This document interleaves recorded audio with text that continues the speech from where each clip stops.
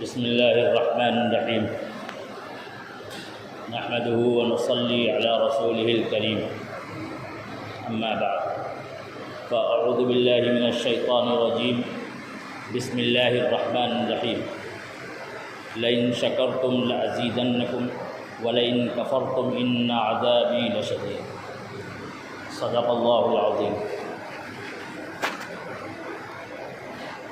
محترم بزرگوں اور دوستوں، گزشتہ جمعے کو بات ہو رہی تھی کہ اللہ تبارک و تعالی نے ہمیں جو نعمتیں دی ہیں ان نعمتوں میں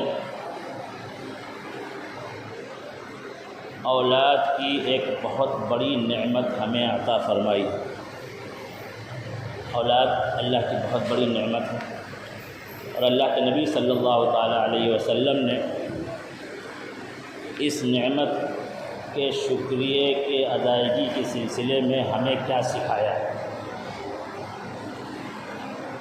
اللہ کے نبی صلی اللہ علیہ وسلم نے یہ سکھایا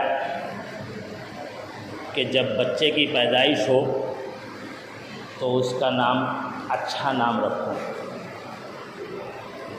کیونکہ نام کا شخصیت پر اثر ہوتا ہے۔ اور جب بچہ بولنے لگے تو اس کو اللہ کا نام سکھاؤ، آداب سکھاؤ، زندگی کا سلیقہ سکھاؤ، اور گھر کا ایسا ماحول بناؤ کہ وہ اللہ کو پہچان سکے، اللہ کے نبی کو پہچان سکے، اللہ کے دین کو جان سکے۔ اس وقت کے میڈیکل سائنس کے ماہرین یہ کہتے ہیں کہ جب بچہ ماں کی پیٹ کے اندر ہوتا ہے اس وقت وہ باہر کی آوازوں کو، باہر کی روشنیوں کو قبول کرتا ہے، گھر میں جو آوازیں ہوتی ہیں اس کے اثر کو قبول کرتا ہے، گھر کی روشنیوں کے اثر کو قبول کرتا ہے۔ اور جب گھر میں لڑائی جھگڑے ہوتے ہیں، گالی گلوچ، مار پیٹ، اللہ کی نافرمانی کی باتیں، میوزک اور گانوں کا شور،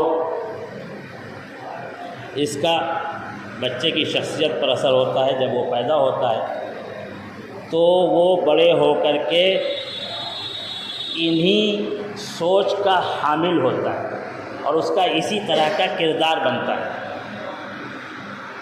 اور جب گھر میں عبادتیں ہوتی ہیں،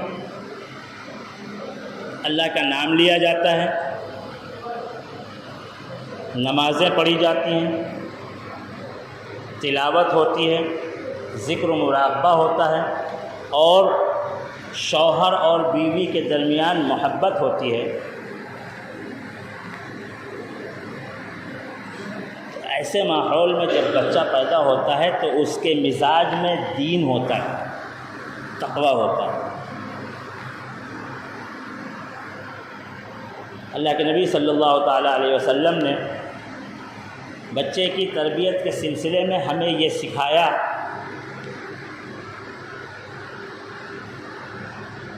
کہ بچے کی اچھی تربیت کے لیے یہ ضروری ہے کہ خود ماں باپ کی تربیت ہو۔ بچے کو نیک بنانے کے لیے یہ ضروری ہے کہ خود ماں باپ بھی نیک بننے کی کوشش کریں۔ بچے کو اچھا بنانے کے لیے یہ ضروری ہے کہ ہمارے گھروں کا ماحول اچھا ہو، نیکی کا ماحول ہو، اللہ کی باتوں کا ماحول ہو، اللہ کی یادوں کا ماحول ہو، کیونکہ بچہ ماں باپ کی کاپی ہوتا ہے، اور وہ جس ماحول میں پلتا بڑھتا ہے اس ماحول کے سانچے میں ڈھلتا ہے تو اس کا کردار پر اثر پڑتا ہے۔ پھر اللہ کے رسول صلی اللہ تعالیٰ علیہ وسلم نے فرمایا کہ جب بچہ 7 سال کا ہو جائے تو اس کو نماز کا حکم دو۔ اور حکم کسی ایسی چیز کا نہیں دیا جاتا جو کرنا مشکل ہو، ناممکن کام کا حکم نہیں دیا جاتا۔ جب اللہ کے رسول صلی اللہ تعالیٰ علیہ وسلم نے یہ فرمایا کہ 7 سال کی عمر میں بچے کو نماز کا حکم دو، اس کا مطلب یہ ہے کہ آپ نے یہ بتلا دیا کہ گھر کا ماحول ایسا ہونا چاہیے کہ بچہ 7 سال کی عمر کو پہنچتے پہنچتے نماز سیکھ چکا ہو۔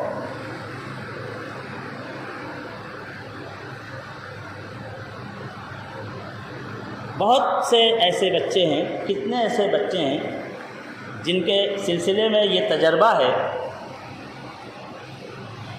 کہ ان کی پیدائش سے پہلے ان کی مائیں کثرت سے قرآن پاک کی تلاوت کیا کرتی تھیں، تو جب وہ بچے پیدا ہوئے انہوں نے بہت آسانی سے حفظ قرآن کر لیا، بہت آسانی سے وہ حافظ بن گئے، قاری بن گئے، بہت اچھے حافظ قاری بن گئے۔ ایسا لگنے لگا گویا یہ فطری طور پر قاری ہوں۔ پھر اللہ کے رسول صلی اللہ تعالیٰ علیہ وسلم نے یہ حکم دیا کہ جب بچہ 10 سال کا ہو جائے تو اس کو اگر وہ نماز نہ پڑھے تو اس کو ہلکی پھلکی سزا دو، تنبیہ کرو۔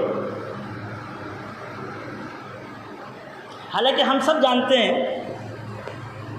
کہ بچہ بالغ ہوتا ہے 15 سال کی عمر میں، ابھی اس کے اوپر ابھی وہ شریعت کا مکلف نہیں ہے، وہ شریعت کا مکلف ہوگا 15 سال کی عمر کو پہنچ کر، ابھی اس پر شریعت کی پابندیاں نہیں ہیں۔ اگر اس سے کوئی گناہ ہوتا ہے تو اس کو ابھی کوئی سزا نہیں ملے گی۔ پھر بھی رسول اکرم صلی اللہ تعالیٰ علیہ وسلم یہ حکم دے رہے ہیں کہ بچہ جب 10 سال کا ہو جائے اور نماز نہ پڑھے تو اس کی تنبیہ کرو، ہلکی پھلکی سزا دو۔ معلوم یہ ہوا کہ وہ بچہ تو شریعت کا پابند ہوگا 15 سال کی عمر میں جا کر، لیکن ہم شریعت کے پابند ہیں اس کے بچپن سے۔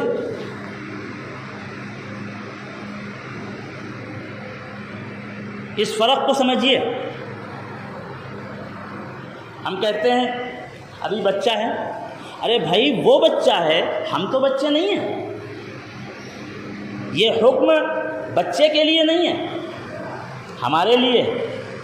دادا دادی تو بچے نہیں ہیں، نانا نانی تو بچے نہیں ہیں، یہ حکم ماں باپ کے لیے ہے، دادا دادی کے لیے ہے، نانا نانی کے لیے ہے کہ اس کو 7 سال کی عمر سے لے کر کے 10 سال کی عمر تک نماز کا عادی بناؤ۔ یہ ہماری ذمہ داری، ہم کو حکم ہے۔ اور پھر چھوٹے بچوں کو کسی بھی ایسے کام سے روکنے کا حکم دیا گیا کہ جس سے بے حیائی سیکھیں، کسی بھی ایسے کام سے روکا جائے، ان کی نگرانی کی جائے کہ ان کے اندر سے شرم و حیا کی حس ختم نہ ہونے پائے۔ بہت سارے لوگ ہیں چھوٹی بچیوں کو چھوٹے چھوٹے کپڑے پہناتے ہیں اور کہتے ہیں کہ ابھی بچی ہے، بڑی ہو جائے گی تو حجاب کرے گی، نہیں کرے گی۔ کیوں؟ اس کی شرم و حیا کی حس ختم ہو رہی ہے۔ چھوٹے سے بچپن سے ہی پورے کپڑے پہنائیے۔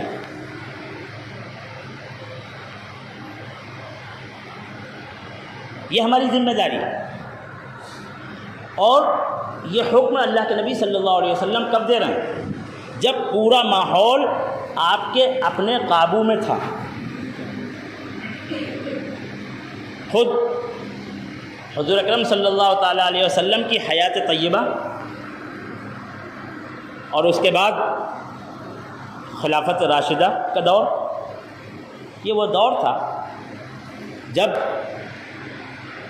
پورا ماحول ایمان والوں کے اپنے قابو میں تھا، اس وقت نبی کریم صلی اللہ تعالیٰ علیہ وسلم یہ حکم دے رہے ہیں۔ آج ہم جس ملک میں رہتے ہیں یہاں کا ماحول تو ہمارے قابو میں نہیں ہے، تو پھر ہماری ذمہ داریاں اور بڑھ جاتی ہیں، ہم اپنے بچوں کی اور زیادہ نگرانی کریں، ہم اپنے بچوں کے اخلاق و کردار کی اور زیادہ فکر کریں۔ ہم یہاں بیٹھے ہیں، مسجد میں ہیں،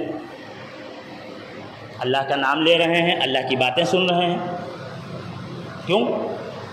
ہمارے بڑوں نے اس کی فکر کی تھی، ہماری فکر کی تھی، محنتیں کی تھیں، مدرسے قائم کیے، مساجد بنائیں، دعوت و تبلیغ کی محنتیں کی، پوری دنیا میں محنتیں ہوئیں، اس سب کا اثر ہے، اس سب کی برکت ہے کہ آج ہم اللہ کے گھر میں بیٹھ کر کے اللہ کی باتیں کر رہے ہیں، اللہ کی باتیں سن رہے ہیں۔ اور ہماری آنے والی نسلوں کے بارے میں، ان کے متعلق ہم کو سوچنا ہوگا، ان کے دین کی، ان کے اخلاق و کردار کی، ان کے کریکٹر کی، ان کی فکر ہمیں کرنی ہوگی۔ میں ایک آخری بات کہہ کے اپنی بات ختم کروں گا کہ دنیا میں ہمیشہ چیلنجز مختلف قسم کے آتے ہیں اور چیلنجز بدلتے رہتے ہیں، دین کبھی نہیں بدلتا، ہماری ذمہ داریاں کبھی نہیں بدلتی۔ ہم اپنی تاریخ پر نظر ڈالیں تو اس ملک میں ہم نے ایک طویل عرصے تک حکومت کی ہے، ہماری اپنی حکومت تھی، پھر انگریزوں نے قبضہ کر لیا اور دلی اور اس کے اطراف میں بڑی تعداد میں علماء کرام شہید کر دیے گئے تھے، مدارس بند ہو گئے تھے۔ اس وقت کے جو جتنے مدرسے تھے وہ سب بند کر دیے گئے تھے، کیونکہ وہ مدرسے نوابوں کے ذریعے چلتے تھے، سرکاری خزانوں سے چلتے تھے۔ حکومت مخالف آ گئی، مدرسے بند کر دیے گئے۔ ہمارے بزرگوں نے ہمت نہیں ہاری،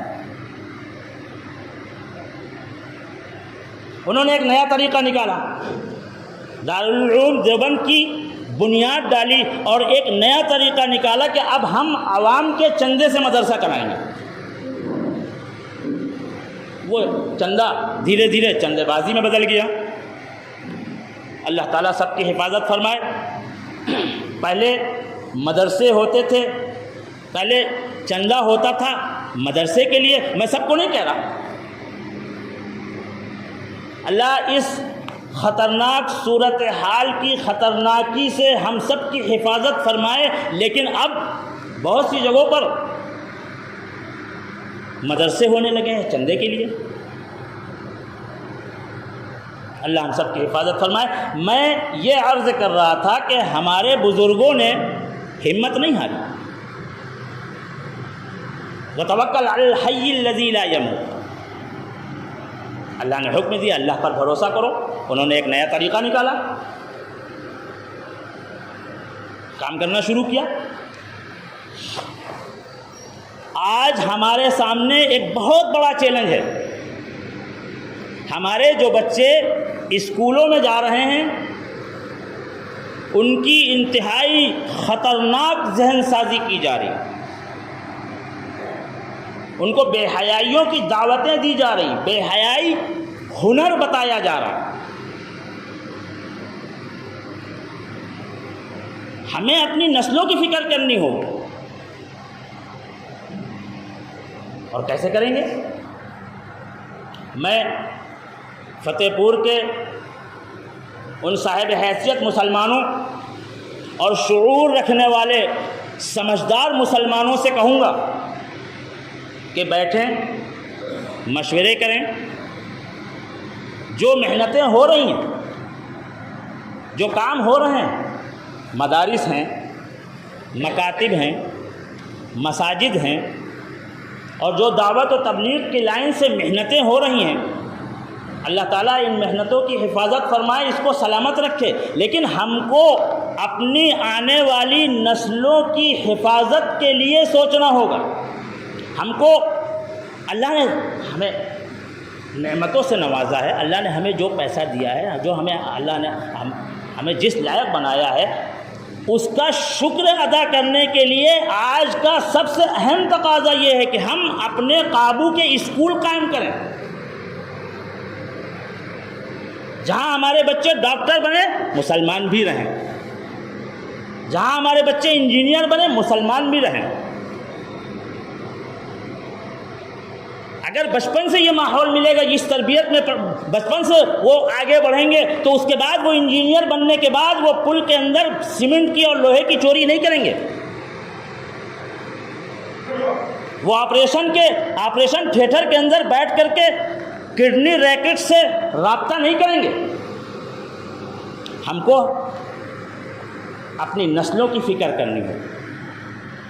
اور اس کے علاوہ آج کی سب سے اہم ضرورت یہ ہے، ہمارے بچے اسکولوں میں جاتے ہیں، اتنا بزی شیڈیول ہوتا ہے، وہ مدرسوں میں نہیں جا پاتے، دینی ضرورتیں کہاں سے پوری کریں گے؟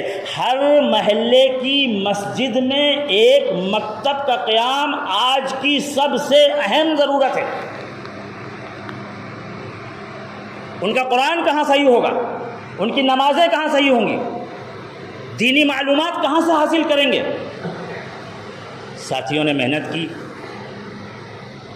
ہمارے متولی صاحب کی فکر تھی۔ الحمدللہ آپ کی اس مسجد میں آج سے انشاءاللہ دینی مکتب کی شروعات ہونے جا رہی ہے۔ دین کی ضرورتیں، قرآن کا سیکھنا، نمازوں کی تصحیح، اس کے لیے اپنے بچوں کو یہاں بھیجیں تاکہ ہمارے بچے عصری علوم کے ساتھ ساتھ اپنی جڑوں سے، اپنے مذہب سے بھی جڑے رہیں۔ اللہ تبارک و تعالی ان کوششوں کو قبول فرمائیں۔ انشاءاللہ یہ مکتب سنیچر سے جمعرات تک، مغرب کی نماز سے عشاء کی اذان تک یہ مکتب چلے گا۔ اللہ تبارک و تعالی اس کو خوب قبول فرمائے۔ وآخر دعوانا الحمدللہ رب العالمین۔